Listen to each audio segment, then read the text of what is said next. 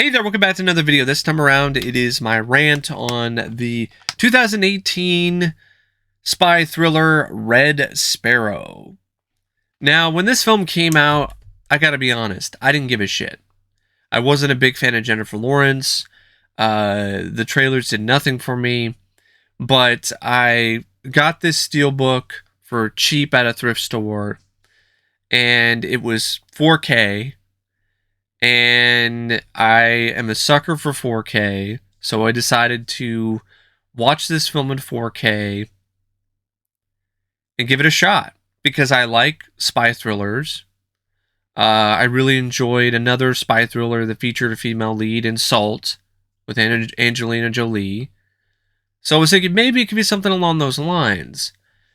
So I went into it completely blind for the most part, and it managed to be even more dull and forgettable and boring than I thought it was going to be going in. So much so to the point where this is easily a contender for the most boring, dull, forgettable spy thriller I have ever seen.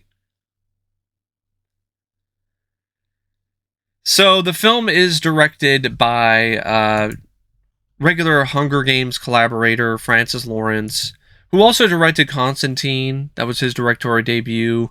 And then he also did I Am Legend, which I think are much better films than this or any of the Hunger Games movies. He's one of those directors that, for me personally, started off really promising with two really good genre films. And then he did like a weird kind of quirky drama. And then after that, he was just a Hunger Games guy. And I was never impressed with the Hunger Games films visually or at all. And this film is as flat visually as the rest of the movie. This direction is unspectacular. It's not really that special or unique. It's not bad. It's serviceable. But it's the type of direction you've seen by a million other directors. There's nothing about this direction that stands out visually. It's competent, but I'm tired of giving directors praise for competent direction. That's the bare minimum. And there are a lot of moments where the direction, while it's still competent, it just lacks a certain energy that just makes everything come across very lazy, very lackadaisical, very dull, and lacking energy or visual flair or style. For a film that had a poster that was so striking with this bright red, the film doesn't really have a lot of that aesthetic going on in the movie. I get it, I understand it's called Red Sparrow because it's about a Russian spy. And the red is tied into Russia, similar to The Hunt for Red October, for instance. But The Hunt for Red October still had a whole sequence in the climax in the bows of the submarine that was bathed in red light. This had, I think there's one scene where Jennifer Lawrence's character wears a red dress, and there's a bunch of blood in the movie. But other than that, like, it doesn't really carry over that aesthetic, which was disappointing. This film really could have used some more color, some more flair, some more vibrance, because a lot of the visual aesthetic is so bland and gray. And there are moments where the visual aesthetic can pop. For instance, the opera sequences or the ballet scenes. Those are really well shot and have a certain look to them that is striking.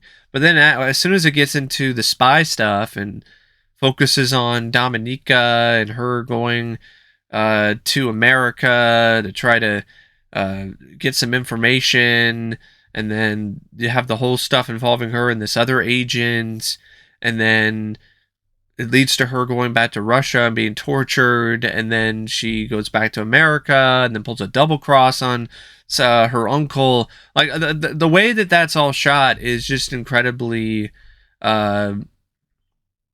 unimpressive. The script is by Justin Haith, and he wrote the script based upon a novel of the same name by Jason Matthews. Now, the novel is very closely tied to real events, and it tried to be as close to reality as possible.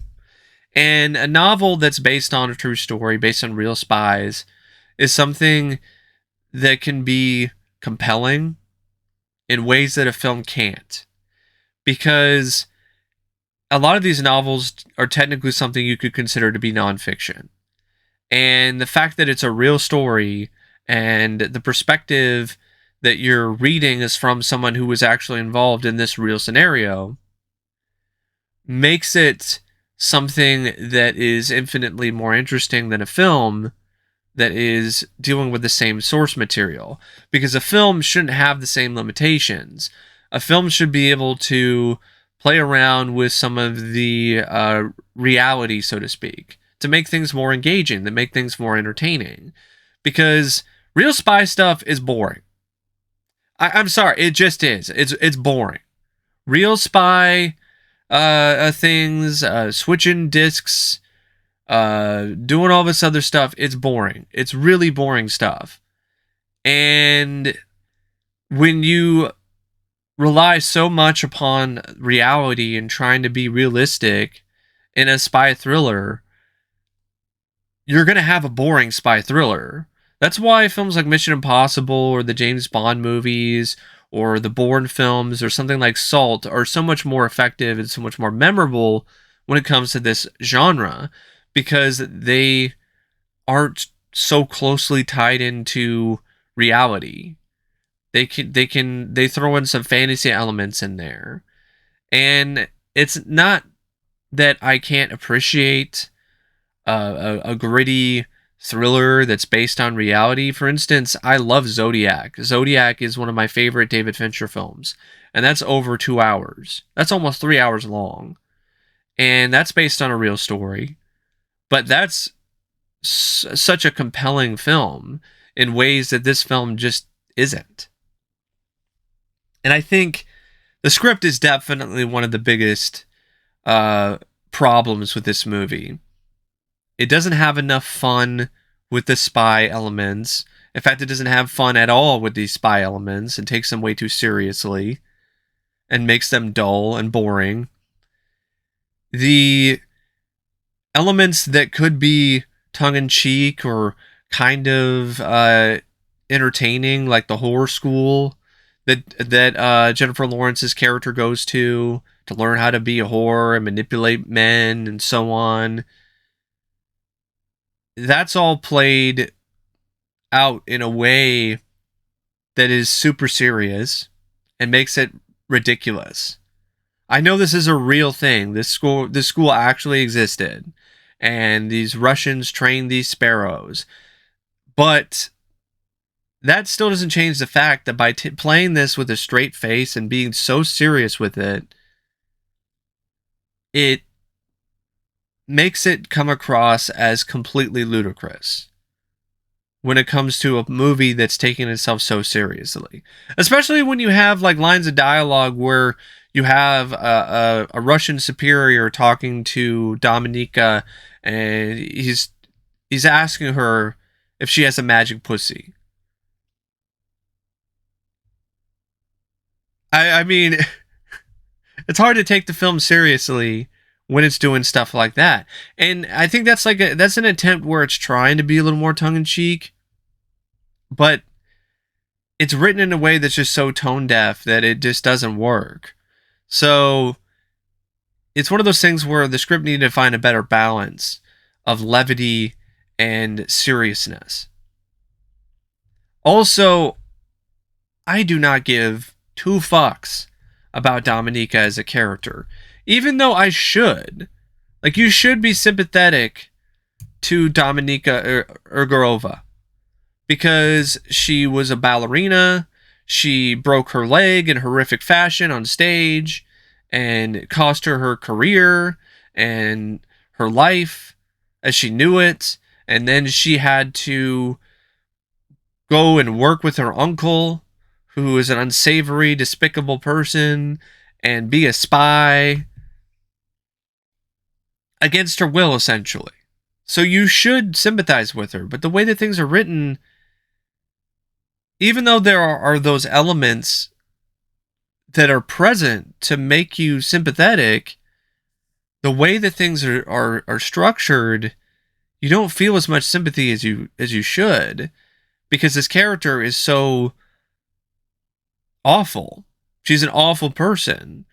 As soon as she breaks her leg, she goes to the hospital, she heals up, and as soon as she gets out of the hospital, she finds out that her boyfriend was cheating on her with another woman, and then grabs a golf club, tracks them down to a spa, and then beats the shit out of her boyfriend and the girl that he's cheating on her with. Brutally beats the shit out of these two, and then just goes about her day like it's nothing.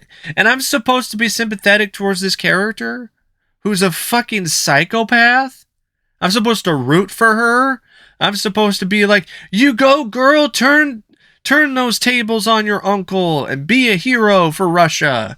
Why the fuck should I be cheering or rooting for this character in that scenario? So yeah, that was a mistake. I understand why they did that, to try to make her seem like a more interesting character, but all it did is just make the character unlikable and just made her plight completely worthless, because I do not care. I did not care. I did not give a fuck. I don't care whether she got killed by the Russians when she was being tortured. I don't give a shit what happens to her, because she's a fucking psycho. I cared more about the American CIA operative, Nash, than I did the lead, because I felt more sympathy towards him, and I understood why he fell in love with her, and despite her flaws, I still wanted them to be together, because he loved her so much. And maybe his love for her could potentially cause her to turn a new leaf. But no, that whole relationship is essentially tossed out the window by the end of the movie. So even that comes across as something that is rather pointless and just there to pad the running time. The double cross that was showcased at the end of the film as if it was this big deal, I saw coming a mile away, because it's been done a million times in these kind of films where, oh, it seems like so-and-so is working for their employer and they're doing all these unscrupulous things and they're going to get caught for it and they're going to be busted. But no, in reality, they're setting someone else up. Like, that's nothing new. That's very common when it comes to these kind of thrillers. And as soon as I saw that her uncle, Ivan, was such a incredibly awful person, I just knew that there was going to be something involved with this guy. I will give the script this: there is a certain intensity to the violence and to other moments in it that does really leave an impact. I mean, there's a whole scene where Nash is being tortured by this Russian spy with an implement that's used to peel off skin for skin grafts. And the guy is still alive and conscious, and he's peeling his skin off the bone with this machine. Like, that was pretty brutal and intense. And it is definitely an R-rated film. I mean, one of the big selling points for the movie for a lot of people was it's the first time you see Jennifer Lawrence nude. And yeah, she's nude in this, but the way that things are written, the way that things are set up, that scene has no energy, has no verve, has no vitality to it. And yeah, it's just one of those films where it's like, you don't really care about a lot of these characters. You don't care about the plot.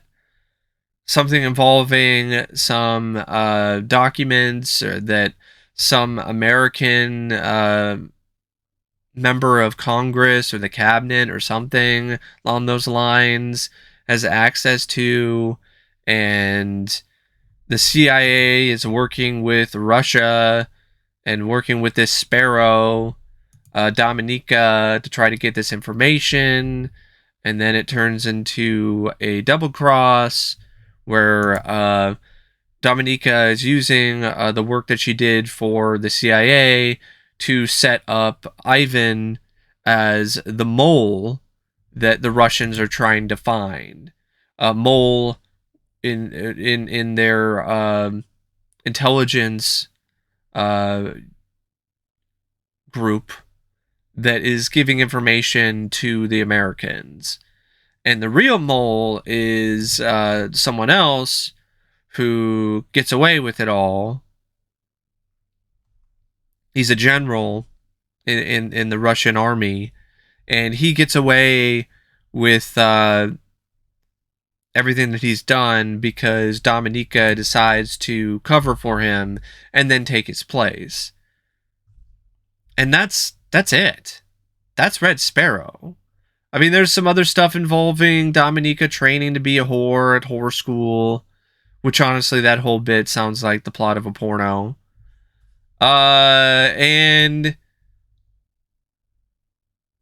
that's all you have for a plot. There's no reason for this to be over 2 hours. Except for the sake of just being over 2 hours. And then you have the cast, which is headlined by Jennifer Lawrence, and I was not impressed by this performance at all. It was cold. It was just as banal as the rest of the movie. She had a decent enough Russian accent, I'll give her that. I didn't buy her in any moment when she was supposed to be a badass or strong or capable or good in any sort of combat situation. Thankfully, she wasn't really involved in a lot of that. There's just a lot of clandestine, snooping around, switching discs type of stuff that anyone could really do. I think her performance was probably at its best when she's more vulnerable. Interestingly enough, when her character is being tortured and she's in dire straits and is desperate and is doing whatever she can to survive that ordeal, or the moment after her character broke her leg on stage. But when it comes to her being more stoic, being more commanding, being more confident, it came across as forced. It didn't come across as very natural. It just felt very fake. So it's an uneven performance to me. The one of the most uneven scenes is the nude scene, where she's supposed to take the power back away from the men because she's such a confident woman when it comes to her nudity and her sexuality. And I understand what the writer was trying to do here and what Jennifer Lawrence is trying to do here. But she plays it like she's a fucking zombie. And it's just the wrong approach. Provide a little bit of some sex appeal, vivaciousness, a verve, something. Put some life into that performance. Because it's not believable. You don't buy that she's going to seduce any man because she's such a corpse. So yeah, it's just not a good performance. Not the worst, but not good either. Joel Edgerton is Nate Nash. He was fine. He was definitely, I would say, him and like Charlotte Rampling, who was the headmistress of the Sparrow School, and Jeremy Irons, who played the general, the mole. I would say those three were the ones that had the best performances. Matthias Schoenaerts as Ivan is just kind of there. Mary-Louise Parker as Stephanie Boucher, as Senator's Chief of Staff, there as well.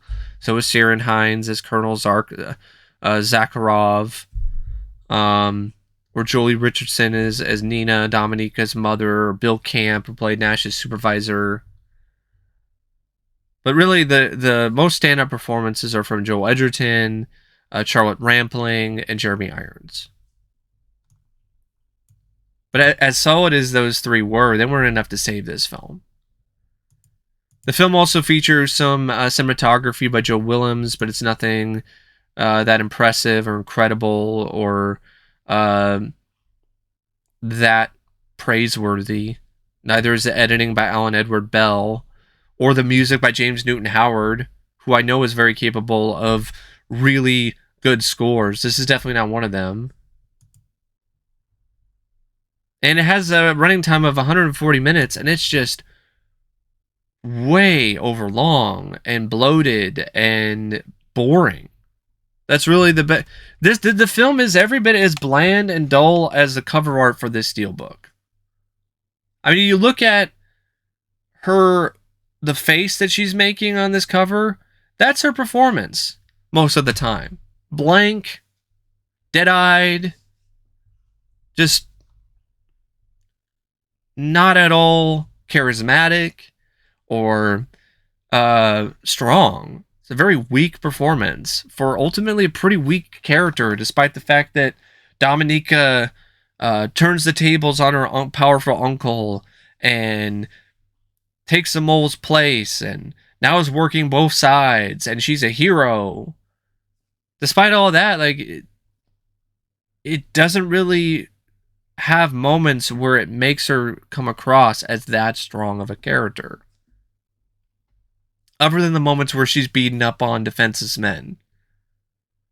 Like an asshole guy who was trying to rape her in the shower, or her boyfriend who cheated on her. But then again, that's not really a strong moment for her character because she went after them and it wasn't even a fair fight. In fact, a lot of this stuff was never a fair fight. She doesn't beat a man or anyone in a fair fight. One-on-one. Except for the one Russian guy with the skin peeler. So I'll give her that. I kind of forgot that.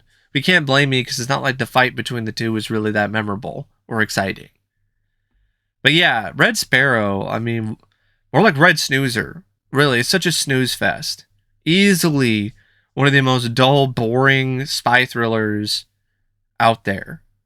And it made me appreciate Atomic Blonde. And that's saying a lot because Atomic Blonde was disappointing because it was a little bit too dramatic and didn't have enough action, had the slow pace. But Atomic Blonde has a lot more going for it than Red Sparrow. Because Atomic Blonde has a better lead performance by Charlize Theron. It has better direction. The action, when it is there, is infinitely more thrilling than anything in Red Sparrow. And I know Red Sparrow isn't trying to be an action film, but you could have maybe like a tense car chase or something. I mean, a thriller is still something that's supposed to thrill you, not put you to sleep. Otherwise, why even call it a thriller? But yeah, that's my thoughts on Red Sparrow.